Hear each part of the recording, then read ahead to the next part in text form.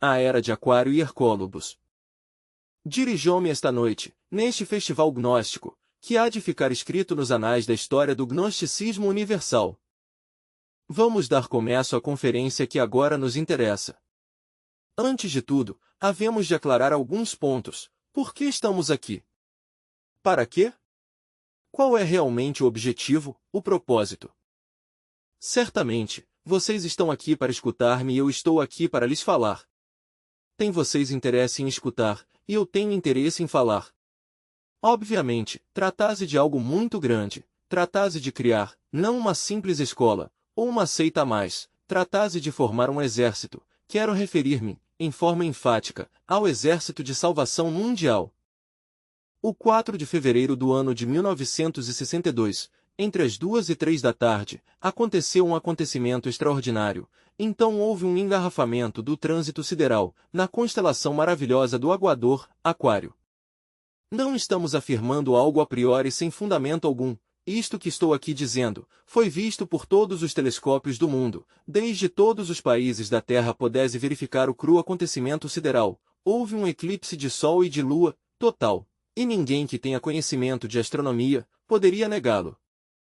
Foi precisamente nesse ano e a essa hora, quando se iniciou a Era de Aquário, todos os planetas do Sistema Solar deram cita no signo do Aguador, para o concílio cósmico.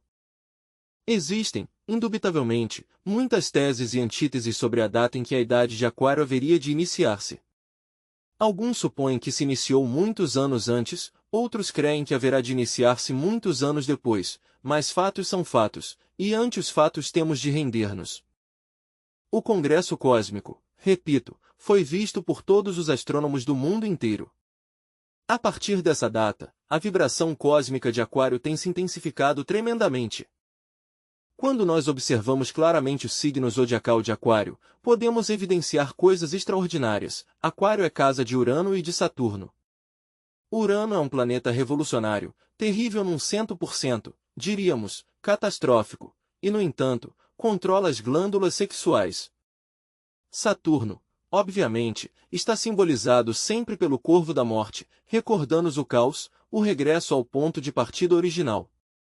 Frente a frente à constelação do Aguador, achamos a constelação de Leão. Obviamente, Leão é um signo zodiacal de fogo, revolucionário, tremendo. Estes dois signos, Aquário e Leão, nos convidam claramente à reflexão. Aquário, por um lado com seu caos, a morte, e a revolução de Urano, e Leão, pelo outro lado, com o fogo abrasador do universo. Obviamente, o leão da lei sai ao encontro de uma humanidade já o suficientemente madura para o castigo final. Se nós meditamos nestes pontos de vista, chegamos à conclusão de que os tempos do fim chegaram e estamos neles. Inquestionavelmente, nos encontramos num momento crítico, terrível e difícil. Enfermidades desconhecidas aparecem por aqui, por lá e acolá, a terra treme e estremece em todos os âmbitos do mundo. Os mares, outrora puros, acham-se contaminados, as espécies marítimas estão falecendo, converterão-se os oceanos da Terra em verdadeiros lixões, os desperdícios atômicos, certamente. Não tem lugar seguro onde possam ser inofensivos. É claro que qualquer recipiente que contenha tais desperdícios, tarde ou cedo falha, não serve, e como sequência ou corolário pode provocar-se uma catástrofe. A Terra, tão necessária para o cultivo, está se tornando estéril, milhões de pessoas habitam sobre a face do mundo, a fome.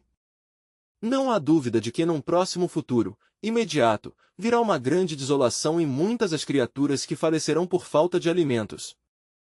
Guerras e rumores de guerras em todas as partes e em todos os lugares, enfermidades desconhecidas, nunca antes vistas, etc. A atmosfera se encontra contaminada. Quando um sai de viagem ou sai aos campos, e olha o azul do céu, já não brilha este com essa cor tão nítida e perfeita, com que brilharia em outros tempos. Agora tem uma cor ligeiramente chumbada, acinzentada, o que indica que a atmosfera da Terra foi alterada. É evidente que a contaminação alterou a atmosfera. Não se necessita ser muito sábio para entender que a camada superior da atmosfera terrestre é o filtro supremo, encarregado de analisar e decompor os raios solares em luz, calor, cor e som. Desafortunadamente, esse filtro se adulterou, devido às explosões atômicas. Antes de pouco, esse filtro já não poderá analisar e decompor as vibrações solares em luz e calor, e veremos, então, ao Sol de uma cor negra e a Lua vermelha como sangue.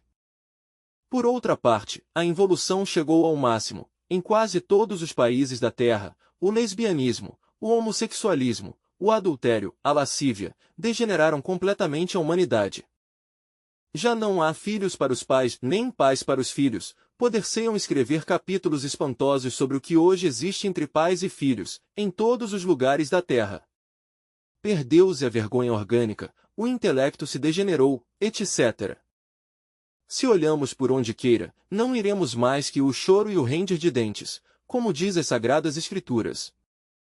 Ao falar assim, não quero tornar-me, simplesmente, lúgubre, nem o faço com o desejo de espantar a ninguém, só quero, aqui, nesta sala, que nós, muito judiciosamente, reflexionemos de verdade sobre todos estes pontos. Que foi dos bons costumes de nossos avós? Em que ficou a vergonha orgânica? Por que o intelecto se pôs ao serviço do mal? Olhemos ao redor tudo o que sucede. Indubitavelmente, a humanidade está governada pelos intelectuais em todos os âmbitos da Terra. Mas, em que estado se encontra a humanidade? Há caos, verdade? Há anarquia, e isto não me podem vocês negar aqui. Assim, pois, reflexionemos. Somos nós, acaso, felizes? Não. Quem poderia falar de felicidade? Nenhum. Então, nos encontramos frente a nós mesmos, abocados a nosso próprio destino, enfrentados ante o dilema do ser ou do não ser da filosofia. Chegou a hora, pois, em que devemos reflexionar profundamente. Quem somos? De onde viemos? Para onde vamos? Qual é o objetivo da existência? Por que vivemos?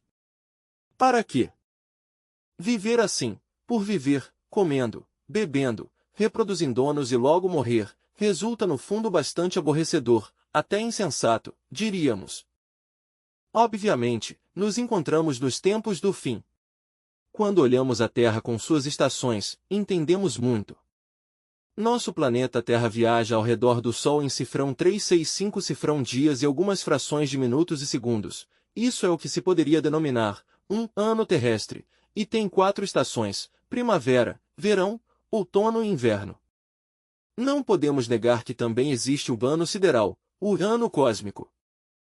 O sistema solar de Ors, este sistema solar no qual vivemos, nos movemos e temos nosso ser, viaja ao redor do cinturão zodiacal em cifrão 25.968 cifrão anos. A viagem do sistema solar ao redor do cinturão zodiacal é o que constitui o ano sideral. Inquestionavelmente, assim como o ano terrestre tem suas 4 estações, assim também, o ano sideral tem 4 estações: primavera, a idade de ouro; verão, a idade de prata; outono, a idade de cobre; inverno, a idade de ferro. Durante a idade de ouro, a vida é um verdadeiro Éden, a humanidade sai perfeita de entre as mãos de seu Criador, governam as dinastias solares e por onde queira ferve e palpita a felicidade. Na idade de prata, empalidece um pouco o esplendor primevo, mas continuam as dinastias solares governando um mundo onde não há fronteiras, um mundo onde somente reina a paz e o amor. Na idade de cobre, a humanidade começa com suas fronteiras e suas guerras, com seus ódios e crimes. Mas na idade de ferro tudo se degenera, é o inverno, e ao fim, termina esta idade com um pavoroso e tremendo cataclismo. Nós nos encontramos neste momento, precisamente, no inverno deste ano sideral, na idade de ferro, no Kali Yuga. Indubitavelmente, cada vez que uma raça chega à idade de ferro, quer dizer, ao inverno, perece mediante um grande cataclismo. Que diremos nós, por exemplo, da raça polar, que outrora habitava o casquete polar do norte? Pereceram. Que diremos dos hiperbóreos, aos quais alude Frederico Nietzsche? Se diz que pereceram arrasados por fortes furacões. E que se dirá dos lêmures? Eles pereceram por sol de chuva de fogo, vulcões e terremotos. E dos atlantes, que se disse? Que dizem os livros sagrados? Realmente, todos eles afirmam que houve um dilúvio universal. Foi então quando a revolução dos eixos da Terra fez com que os mares mudassem de leito, e pereceram entre as águas do Atlântico milhões de pessoas. Agora, é bom que vocês entendam que estamos na Idade de Ferro e que já se chegou ao fim. A simbologia esotérica oculta, para representar o momento atual, põe um grande relógio, um relógio de areia que está quieto, não anda, como indicando, pois, que os tempos se cumpriram. Junto ao relógio, um esqueleto com sua gadanha, ele representa a morte. Assim, pois, os tempos se cumpriram, o princípio do fim desta raça ária começou, exatamente, na constelação de Aquário. Foi então quando o Sol reiniciou sua marcha, junto com todos os mundos do Sistema Solar, ao redor do cinturão zodiacal. Uma raça não dura mais que o que dura uma viagem do Sistema Solar ao redor do zodíaco. Depois de ter viajado o Sistema Solar por todas as 12 constelações, voltou a seu ponto de partida original. Assim, pois, o ano sideral está concluindo, antes de pouco haverá chegado o fim. Durante a viagem, os eixos da Terra vão se revolucionando, os polos vão se desviando. Bem sabem os homens de ciência, que já o polo magnético não coincide com o polo geográfico. Se um aviador num avião se dirige rumo ao norte, de acordo com a orientação da bússola, ao chegar, exatamente, ao polo norte, a agulha ficaria como louca, desceria o aviador, então, verticalmente com sua nave, mas não acharia o polo nesse lugar. Já o polo norte está se desviado, os polos estão se desviando, bem se sabe que o polo norte está se derretendo, grandes icebergs se encontram perto da zona equatorial, vêm desprendidos dos polos. Assim, pois, a revolução dos eixos da Terra é um fato, está demonstrado e se pode demonstrar com mecânica celeste. Acrescentese a isso, algo insólito. Quero referir-me esta noite a Hercólogos, um monstro gigantesco que há de tragar nosso planeta Terra. Já vem Hercólogos, se encontra à vista de todos os astrônomos do planeta Terra, é um mundo gigantesco, poderoso, 6 vezes maior que Júpiter, pertence ao sistema solar de Tailo. Não é como muitos supõem, um planeta deslocado de algum sistema solar. Não, não se deslocou. Gira ao redor de seu centro de gravitação que é o Sol Tailo. Antes de pouco, aquele gigantesco mundo passará por um ângulo de nosso sistema solar, então precipitará a catástrofe. Em mecânica celeste, Hercólogos obra de quando em quando, ele ajuda, diríamos, a verticalizar os polos, ele é uma peça de uma grande máquina. O acercamento de Hercólogos está às portas. No ano 1999, Hercólogos aparecerá visível ante todos os seres humanos em pleno meio-dia, parecerá como se fosse outro sol e todo o olho verá. Quando Hercólogos passe perto da Terra, obviamente precipitará a catástrofe. Aquele gigantesco mundo possui uma força de atração extraordinária, e sequencialmente diremos, que o fogo dos vulcões saltará por aqui, por lá e acolá. O fogo líquido do interior da Terra originará também novos vulcões ao buscar saída, e em geral, o elemento ígneo fará que arda tudo que é e tudo que foi. Por isso foi que Pedro disse, os elementos, ardendo, serão desfeitos, e a terra e todas as obras que nela há, serão queimadas. A água fará o dueto ao fogo, com a revolução dos eixos da Terra os mares mudarão de leito, perecerão todos os seres humanos. Agora, quero que entendam por que estamos formando o Exército de Salvação Mundial. Nós queremos iniciar uma nova civilização e uma nova cultura. Os tempos apocalípticos do fim chegaram. A humanidade rasgou 6 selos do grande livro de São João. Quando rasgue o 7º selo, o fim terá chegado, se produzirá a catástrofe. Poder-se objetar-nos aqui, nesta sala, que muitos outros no passado, aguardaram sempre os tempos do fim e que nada passou. Eu quero lhes dizer que esta vez estamos falando sobre as leis de mecânica celeste. Se a mecânica celeste não existisse, tampouco existiria a ordem dos mundos. Se a mecânica celeste não existisse, o cosmos, todo, terminaria numa catástrofe. Assim, pois, o que estamos dizendo pode ser demonstrado com aparelhos mecânicos perfeitos. São fatos concretos claros e definitivos, e fatos são fatos e ante os fatos temos que render-nos. Assim como no continente Atlante houve uma humanidade eleita, que serviu de base ou de núcleo para a formação de nossa raça, desta quinta raça ária que hoje habita perversamente sobre os 5 continentes do mundo, assim também direi, que agora, por estes tempos, vai se formar um povo, um núcleo para a formação da futura sexta raça raiz. Assim como os Atlantes não creram jamais numa nova Evasvata, de que os tempos do fim haviam chegado, e em vésperas da grande catástrofe comiam e bebiam, e se divertiam, se casavam e se davam em matrimônio, e ao outro dia eram cadáveres, assim também direi, que isto que estou afirmando aqui, em forma enfática, não será crido por todos.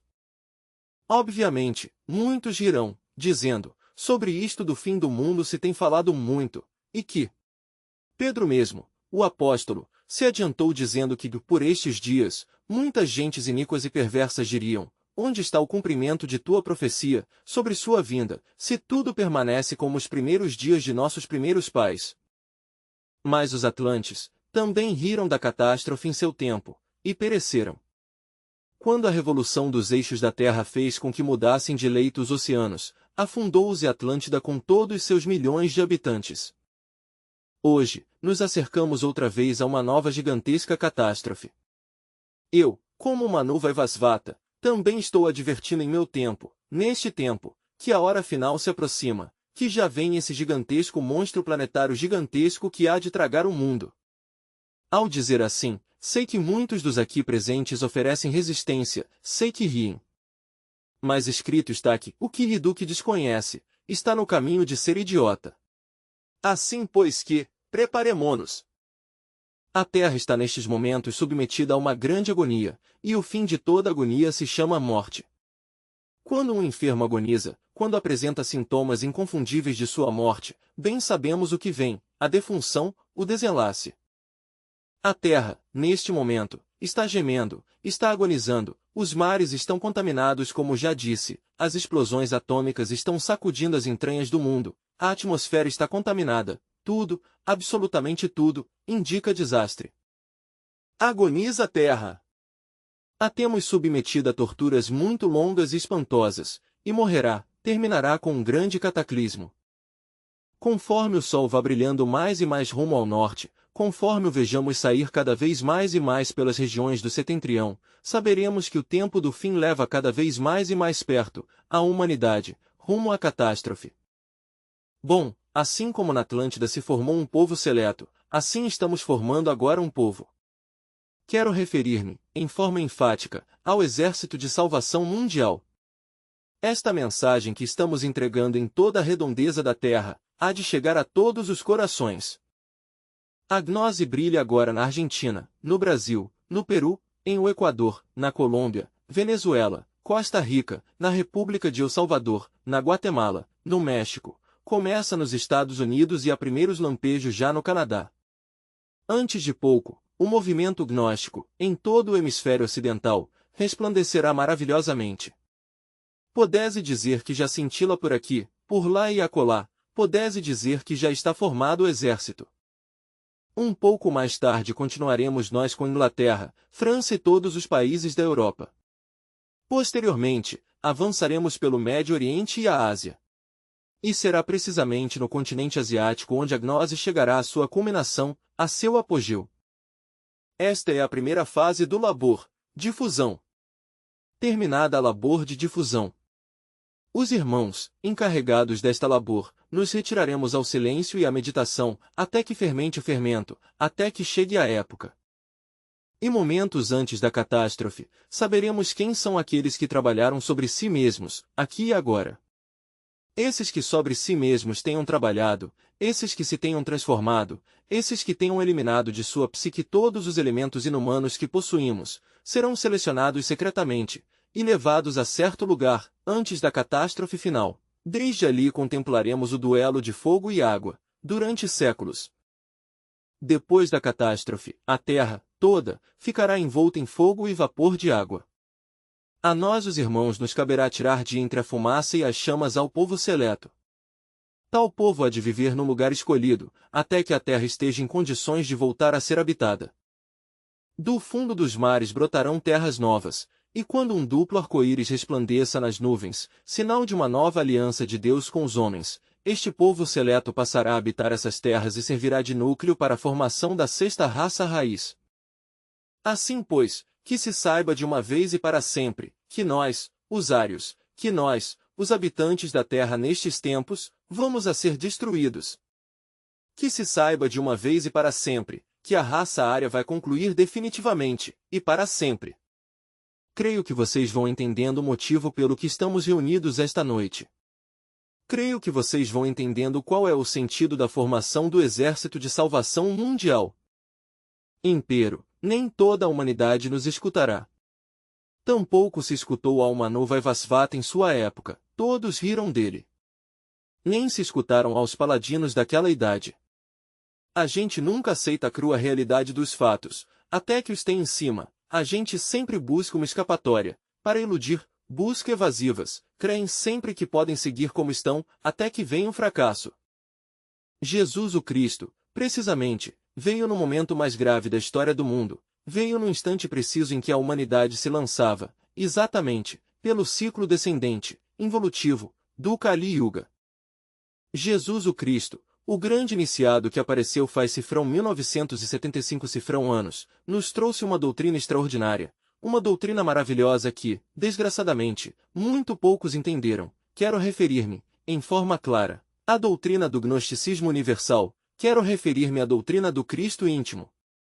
Quando medita sobre os 4 evangelhos, descobre neles alquimia e cábala, abunda nos 4 evangelhos a clarividência, os desdobramentos astrais, os estados de Ginas, a cura por imposição de mãos, a oração, a profecia, a iluminação, etc.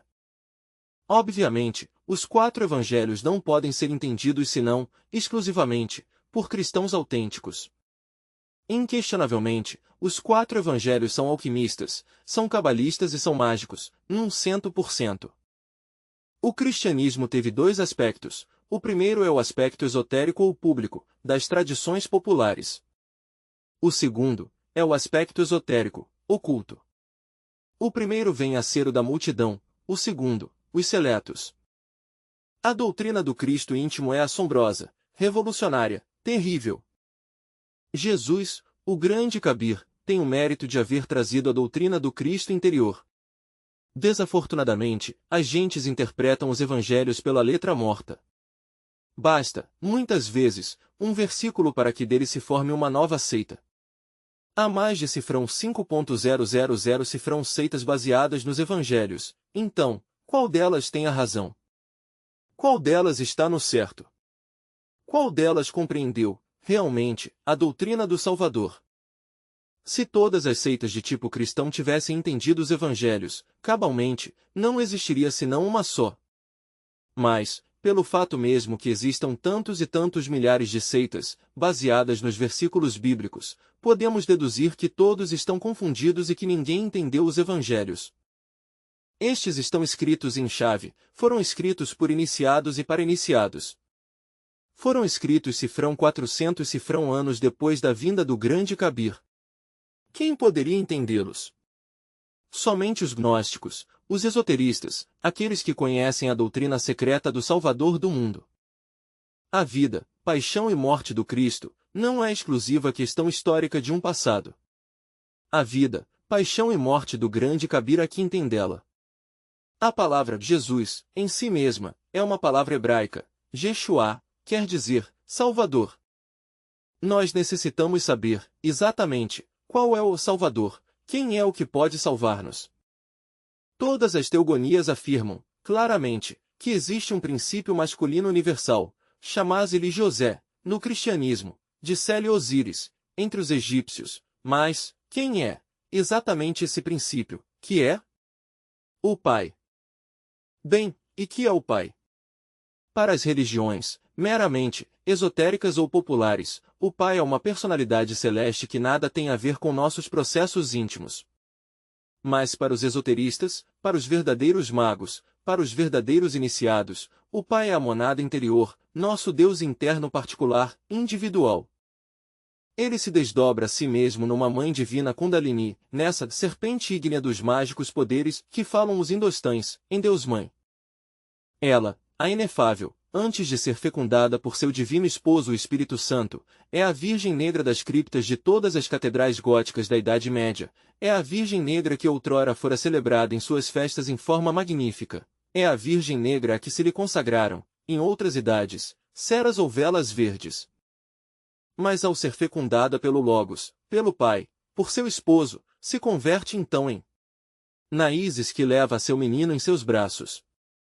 E é que o Logos, o Cristo íntimo, desce a ela. E é que o Logos, o Cristo Senhor, nasce de ela por obra e graça de seu divino esposo, o Espírito Santo. Então resplandece maravilhosa, que leva ao menino em seus braços. Bem, é necessário que nós entendamos o esoterismo crístico e mágico, é urgente que nós entendamos que Jesus, o grande Kabir, não é algo estranho a nós, é necessário que nós entendamos que nosso Jesus Cristo particular individual é o que conta. Esse Yeshua, esse Salvador interior há de vir a nós para salvar-nos. E ele nasce em nós, precisamente, no momento mais adequado, ele nasce em nós quando trabalhamos sobre si mesmos para eliminar de nosso organismo todos os defeitos psicológicos que realmente possuímos, então é quando começa o trabalho da cristificação. Cristificar-nos é o que nós queremos, cristificar-nos é o que desejamos, cristificar-nos é o que anelamos. Mas isto que estou dizendo, necessita algum meio de comprovação, o profano necessita ver de alguma forma, tocar, apalpar para saber que há de real em todas estas questões. A gnose tem meios, sistemas exatos, por meio dos quais se pode evidenciar por si mesmo, verificar o cru realismo do que aqui estamos falando. Nós temos técnicas especiais que permitem a todos os seres humanos ver, ouvir, tocar e apalpar o realismo destas questões. Assim, pois, o Cristo íntimo, o Jesus Cristo interior é o que conta. Quando Pablo em suas epístolas alude a Jesus o Cristo, rara vez se refere ao grande Kabir histórico, normalmente se refere ao Jesus Cristo interior, ao Jesus Cristo particular, individual. Ainda que Jesus tenha nascido 1000 vezes em Belém, de nada serviria isso se não nasce em nosso coração também. E assim tenha morrido e ressuscitado na Terra Santa, de nada serviria isso se não morresse e ressuscitasse em nós também. Assim, pois, neste momento em que se inicia a Era de Aquário, neste preciso momento em que a humanidade se encontra abocada ante seu próprio destino, neste instante em que estamos ante o dilema do ser ou não ser da filosofia, não nos resta mais remédio que o Cristo íntimo. O Cristo não é de fora de onde há de vir. A segunda vinda do Cristo é interior, profunda, ele há de surgir no fundo mesmo de nossa consciência, ele há de sair das profundidades vivas de nossa alma, ele há de emergir em nossos corações. Assim é como há de entender-se a segunda vinda do Cristo. É necessário entender que, quando de verdade, está trabalhando sobre si mesmo, quando se propõe, certamente, eliminar de sua psique os defeitos psicológicos que possui, ira, cobiça, luxúria, inveja, orgulho, preguiça, gula, etc. O Cristo íntimo vem em nosso auxílio. Essa é a natalidade do coração. Ele se faz homem entre os homens, ele se veste com corpo de carne e osso, ele se faz cargo de todos os nossos processos mentais, sentimentais, emocionais, sexuais, etc. E assim, de dentro, ele vem e tenta salvar-nos. Essa é a essência do Salvator Salvandus. O gnosticismo universal estuda os evangelhos, penetra em seu sentido mais profundo. Judas, Pilatos e Caifás, não é algo exterior. Judas é o demônio do desejo, e todos o levamos dentro. Pilatos é o demônio da mente, que sempre está lavando as mãos, que nunca tem a culpa. Caifás é o demônio da má vontade. Estes são os três traidores, estes são os que entregam ao Cristo íntimo. Quanto às multidões que gritam, crucifixia, crucifixia, crucifixia, estão dentro de nós mesmos, aqui e agora, são os demônios vivos de nossas paixões animais, são nossos próprios defeitos, são nossos próprios erros, são essa pluralidade do mim mesmo, do si mesmo. Nosso grande Salvador interior profundo tem que viver, em cada um de nós, sua vida, paixão e morte, e ressurreição. Ele tem que viver o drama cósmico dentro de nós. Os demônios tentadores de nossas paixões são, exatamente, os que o açoitam, os que cospem nele, os que o esbofeteiam. Os demônios tentadores de nossos vícios e erros são, exatamente, os mesmos que o torturam, Os mesmos que põem em suas têmporas a coroa de espinhos, os mesmos que o crucificam interiormente. E ao fim, o Cristo íntimo morre. E com sua morte, o único que faz é matar a morte. E ao fim, ressuscita dentro de nós mesmos, aqui e agora. Quem adiam a ressurreição para um longínquo futuro indefinido, estão equivocados. A ressurreição deve lograr-se agora mesmo, aqui mesmo, ao vivo, em carne e osso, pessoalmente. Quando Jesus Cristo íntimo ressuscita em nós, nós ressuscitamos nele, e então nos levantamos transformados. Eu conheço, pessoalmente, mestres ressurrectos.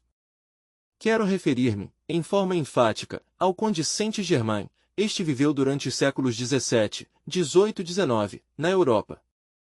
Transmutava o chumbo em ouro e fazia diamantes da melhor qualidade. O conde Saint-Germain ainda vive. No ano de 1939 esteve na Europa, eu me entrevistei com ele numa trincheira da Áustria, e me disse pessoalmente o seguinte: agora te cabe trabalhar de baixo para cima. O conde Saint-Germain voltará à Europa, no ano de 1999. Não há dúvida que sua vinda está relacionada com os gigantescos acontecimentos que hão de vir. Conheço outro mestre ressurrecto, tremendo. Desafortunadamente, este tem sido demasiado caluniado. Quero referir-me ao conde Cagliostro. Ele também transmutava o chumbo em ouro e fazia diamantes da melhor qualidade. É meu amigo, vive sobre a face da terra, apreciou-o em grande maneira, como apreciou também sua distinta esposa, a condessa. E que diremos nós desse grande alquimista medieval chamado Nicolau Flamel? Bem sabemos que enriquecia a Europa com suas fundições, pois sabia transmutar o chumbo em ouro, fabricava diamantes. Vive todavia na Índia com sua esposa Perenelle. Conheço muitos outros mestres ressurrectos. Quando um mestre ressuscitou em si mesmo, pessoalmente, aqui e agora, já não pode morrer, nem o veneno das víboras, nem a bala nem a faca o penetra. É imortal. O corpo de um mestre ressurrecto pode ser revitalizado, reencarnado e convertido em mutante. O corpo de um mestre ressurrecto pode tomar qualquer figura sem sofrer dano algum, pode tomar uma figura animal ou vegetal, ou pode tomar a forma de um ancião ou de uma criança, à vontade. Eu conheço a esses mutantes e disso posso dar testemunho. Se vocês creem em mim, está bem, se não creem em mim, que importa a ciência e que a nós? A ressurreição há de conseguir-se, aqui e agora. Quando se logra, alcançamos a onisciência, nos convertemos na encarnação real da verdade, adquirimos poder sobre o fogo flamejante, sobre o ar, sobre a terra, sobre as águas. A ressurreição nos faz deuses. Assim, pois, de que serviriam todas as maravilhas ter, se nós não ressuscitássemos? Continuariam nossos erros. Mas é necessário saber que não é a ressurreição uma coisa longínqua, há de lograr-se agora mesmo, em carne e osso, pessoalmente. Aqui temos nós métodos, os procedimentos científicos, técnicos, alquimistas, filosóficos e mágicos para lográ-la. Jesus o Cristo não é, pois, uma teoria. Desafortunadamente se tem abusado tanto do Cristo íntimo, se tem abusado tanto do Senhor de perfeição, se tem explorado tanto seu nome, que já as gentes, verdadeiramente, não creem. Quando se fala sobre Jesus, todos supõem que se trata de uma nova seita religiosa. Quando se fala sobre o Cristo, todos pensam que é uma teoria a mais, uma doutrina a mais. Sucede que as gentes estão dormidas, terrivelmente dormidas, inconscientes, e pelo mesmo não podem, não logram realmente aprender ou capturar a doutrina do esoterismo crístico. Aqui, reunidos esta noite nós, devemos reflexionar o que é que queremos, por que estamos reunidos e para quê. Por que vieram alguns irmãos de outros países, com que objeto? Que perseguem, que buscam? Por que viajaram tão longe? Por que deixaram seus lares? Inquestionavelmente, a inquietude. Eu digo que somente o Cristo íntimo pode transformar-nos radicalmente. Eu digo que somente o Cristo íntimo pode fazer de nós algo distinto, algo diferente. Nos momentos precisos em que nos encontramos ante os tempos do fim, ante a catástrofe inevitável, ante o fogo flamejante, e ante a água e ante os furacões, se faz necessário, se faz urgente, se faz inadiável agarrar-nos a esse único madeiro de salvação, que é o Cristo interior, o Cristo íntimo. Entre os astecas ele é Quetzalcoatl, entre os antigos egípcios ele é Horus, o espírito divino que Ísis, a mãe divina, leva em seus braços. Em todo caso, ele é o único madeiro de salvação. Mas não há que buscá-lo, jamais, fora de nós mesmos, senão dentro de nós mesmos, aqui e agora. Reunidos aqui, nesta sala, só os convido a reflexionar profundamente. Ante todo, é necessário saber por onde havemos de começar a trabalhar sobre si mesmos. Temos que saber, realmente, o que somos. Urge saber qual é o estado psicológico em que nos encontramos. Se tem falado muito do eu, do mim mesmo, do si mesmo. Mas, quem é esse eu da psicologia? Qual é esse eu? Não é o eu algo divinal, subliminal, como pensam alguns pseudo-esoteristas e pseudocultistas. Obviamente, o eu tem uma pluralidade. Necessitamos conhecer a doutrina dos muitos, a doutrina da pluralidade dos eus. Ninguém é o mesmo, sequer, meia hora. Se eu pensasse que alguns de vocês é o mesmo durante meia hora, abusaria eu de vocês mesmos e também abusaria de mim mesmo, de minha própria mente. Obviamente, mudamos a cada instante, em um momento pensamos uma coisa, e em outro momento, pensamos em outra coisa totalmente diferente. E é que os eus são muitos, existe dentro de nós o eu ciúme, o eu tenho ira, o eu ódio, o eu tenho luxúria, etc. Todos esses múltiplos eus parecem pessoas diferentes vivendo dentro de nós mesmos, habitando dentro de nosso próprio corpo físico, dentro de nossa própria personalidade. Todos esses múltiplos eus constituem, em si, a totalidade do ego, do mim mesmo, do si mesmo. Necessitamos eliminar, de nossa natureza psicológica, todos esses múltiplos eus. Obviamente, dentro de cada um desses eus se encontra engarrafada a consciência. Nós necessitamos desintegrar esses eus para que a consciência fique livre. Conforme perseverarmos neste trabalho interior, eliminando eus, seremos assistidos, e o Cristo íntimo virá a nós como ladrão na noite, quando menos se aguarde. Ele virá para ajudar-nos, pessoalmente, ele se fará cargo de todos os nossos defeitos psicológicos, ele ajudará a eliminar os erros que levamos dentro. Mas necessitamos trabalhar. Pedi, e dar-se-vos-á, buscai, e achareis. Assim, pois, meus queridos irmãos gnósticos que hoje estão aqui presentes, quero que saibais em forma clara, que chegou a hora de provocar uma mudança radical em nós, e isso somente é possível eliminando de nossa psique nossos defeitos psicológicos. Se assim procedermos, seremos assistidos pelo Cristo íntimo. Necessitamos descobrir nossos erros em relação com as gentes, na casa, no templo, na rua. Necessitamos julgar nossos erros, e necessitamos, também, eliminá-los. E isso somente é possível apelando a uma força maravilhosa que se chama Kundalini, quer dizer, a Mãe Divina Kundalini, a esse princípio potencial ígneo que jaz no fundo de nós mesmos, aqui e agora. Todas as gentes renderam culto a Réia, Cibeles, a Guadalupana, a Ísis, a Maria, mas a ninguém ocorre pensar que a Mãe do Salvador também está dentro de nós mesmos e é uma parte de nosso ser. É a ela quem devemos invocar. Mais tarde, quando tenhamos avançado muito no trabalho de eliminar erros, virá o Cristo íntimo em nosso apoio e então seremos transformados, transfigurados radicalmente. O que eu quero esta noite é convidar-vos à transformação. O que quero esta noite é convidar-vos a uma mudança total e definitiva. O que quero esta noite é mostrar-vos o caminho da revolução da consciência. Estamos formando um exército, e é difícil, agora, clamar nestes desertos. Mas sei que vocês amam a verdade, e estou contente de vê-los aqui, reunidos. Os convido a trabalhar, sinceramente, a levar este evangelho por todos os rincões do mundo, a aumentar a força do exército de salvação mundial, antes de que chegue a catástrofe final. Até aqui minhas palavras desta noite, paz inverencial.